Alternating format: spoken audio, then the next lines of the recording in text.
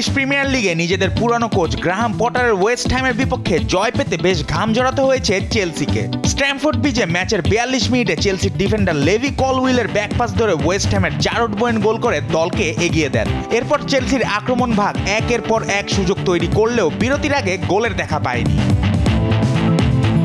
দ্বিতীয়ার্ধে চেলসির coach Enzo Maresca পরিবর্তন আনেন। ম্যাচের 64 মিনিটে বদলি হয়ে নামা পেদ্রো নেতোর গোলে সমতায় ফেরে দ্য ব্লুজরা। এনজো ফার্নান্দেজের শট থেকে ডিফেন্ডারের গায়ে লেগে বল পেয়ে নিখুঁত ফিনিশিংয়ে গোল করেন এই পর্তুগিজ উইঙ্গার। 74 মিনিটে জয়ের গোলটি আসে ওয়েস্ট হ্যামের দুর্ভাগ্যে। কোল পালমারের ক্রস বিপদমুক্ত করতে গিয়ে বল নিজেদের জালেই পাঠিয়ে দেন অ্যারন ওয়ান-বিসাকা। এই জয়ে ম্যানচেস্টার সিটি ও নিউক্যাসল ইউনাইটেডকে পেছনে ফেলে টেবিলের 4-এ উঠে এসেছে চেলসি।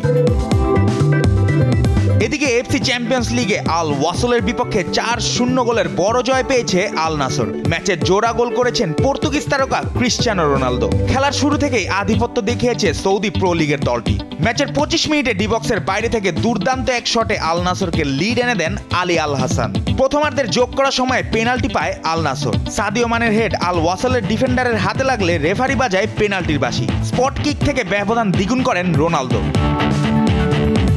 দ্বিতীয়ার্ধে কিছুটা আক্রমণাত্মক হয়ে খেলতে থাকে আল ওয়াসল, কিন্তু ম্যাচের 78 মিনিটে পাল্টা আক্রমণে দুর্দান্ত এক হেডে রোনালদো নিজের দ্বিতীয় গোলটি করেন, যার অ্যাসিস্ট ছিল মানের। শেষ মুহূর্তে বদলি খেলোয়াড় আল ফাতিলের গোলে 4-0 ব্যবধান নিশ্চিত করে আল নাসর। এই জয়ে এফসি চ্যাম্পিয়ন্স লিগে কোয়ার্টার ফাইনালের পথে আরও এক ধাপ এগিয়ে গেল আল নাসর।